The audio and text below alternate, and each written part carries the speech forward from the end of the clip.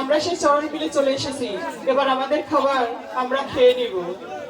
এই যে এক সুখ তুইও